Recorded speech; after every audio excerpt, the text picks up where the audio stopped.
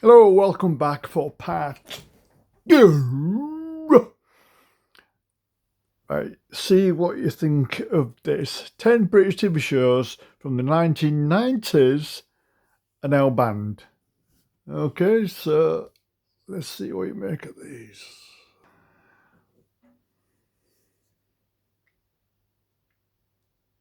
What was on. You watched what was on, and some of what British television put on that screen in the 1990s would be unthinkable today. Not just controversial, not just edgy, banned, pulled from archive, erased from streaming platform, locked away and never spoken about again. One show on this list fooled 11 million people so completely that the BBC sealed it in a vault for over a decade. Another was scrubbed from existence after its presenter was exposed as a predator on a national scale. I have got 10 of them, and number one still haunts people who watched it. Welcome back to the channel. If these memories already have your mind racing, hit subscribe and drop a comment telling us which 1990 show you remember watching that you know would never survive today. Now let us count them down.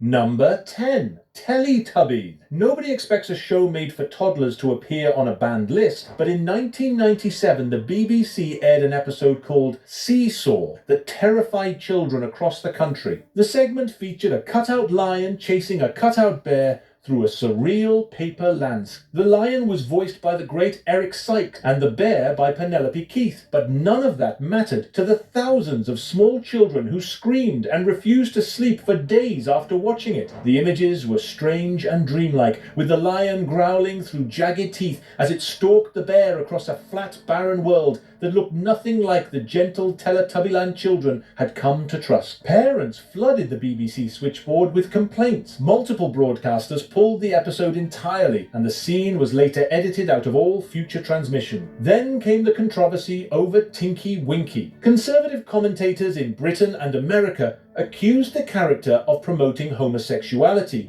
because he carried a handbag and had a triangle on his head. The Reverend Jerry Falwell in the United States ran a public campaign warning parents about what he called a gay role model aimed at toddlers. The BBC denied any hidden messaging, but the damage was done. A show designed to teach colours and counting became a culture war battleground. Over 25 years later, the original unedited Seesaw episode has never been restored to broadcast. A toddler show banned. But if you think a children's programme getting pulled sounds extreme, wait until you see what Channel 4 was airing to adults at 11 o'clock at night. Number 9. Eurotrash. Every Friday night after The Watershed, Antoine de Caunes and Jean-Paul Gaultier presented a magazine show that made the rest of British television look like it was filmed inside a church. Eurotrash launched on the 24th of September 1993 and quickly pulled 2 to 3 million viewers every single week, making it Channel 4's most popular entertainment show for its time slot. The format was simple. Find the strangest, most explicit, most outrageous stories from across Western and Central Europe and present them with a wink and a Gallic shrug. There were segments featuring full nudity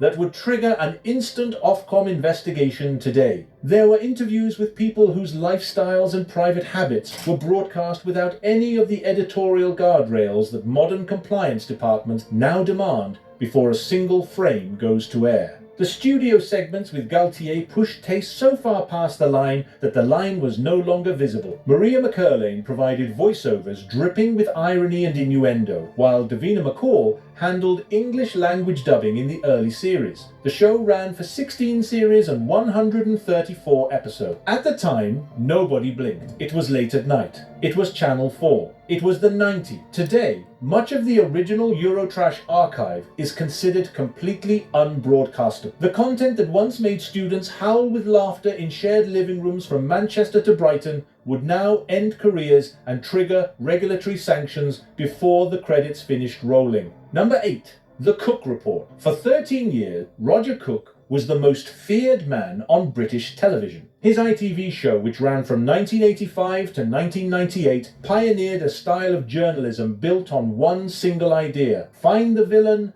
ambush the villain, film the villain running away. At its peak in the early 90s, the Cook Report was pulling 12 million viewers who watched Cook and his crew doorstep criminals, fraudsters, and con artists in car parks, on driveways, and outside offices across Britain. The sight of Cook's heavy frame marching towards a target with a microphone thrust forward became one of the defining images of 90s investigative television. But the methods were brutal and the consequences were real.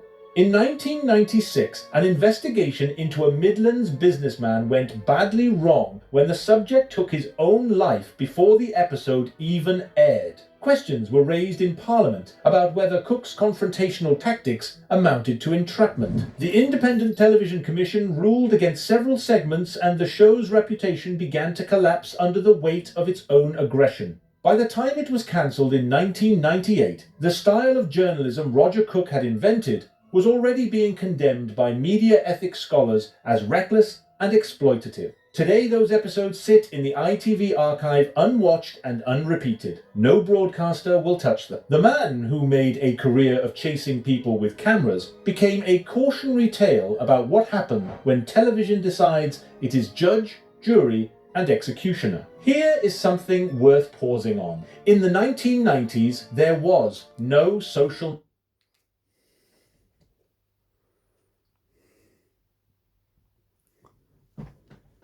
Well, what can you say? That is woke in a nutshell. Zero-sum game, which means you either win or you lose. And if the wokes lose, there's hell to pay. Cancel. They look at kids programs, everything from a woke adult prism. I mean, Eurotrash. I used to love it. You can still watch it on certain channels. It's for adults, for Christ's sake. Don't mean to blaspheme. For God's sake, it's for adults. Let us make we're adults. They can send us to bloody war, literally. But oh no, you can't see innuendos. This is why I've included it in this instead of a controversial. Is there's a saying, you either laugh or cry. Well, I'd rather have a laugh than a cry, because these idiots. That's why I dislike intensely woke and the alt-right. Yeah, and the previous one. Hindsight's a wonderful thing, from personal relationships to warfare to what have you. It's very condescending. It really is. Anyway, that's the end of part 2.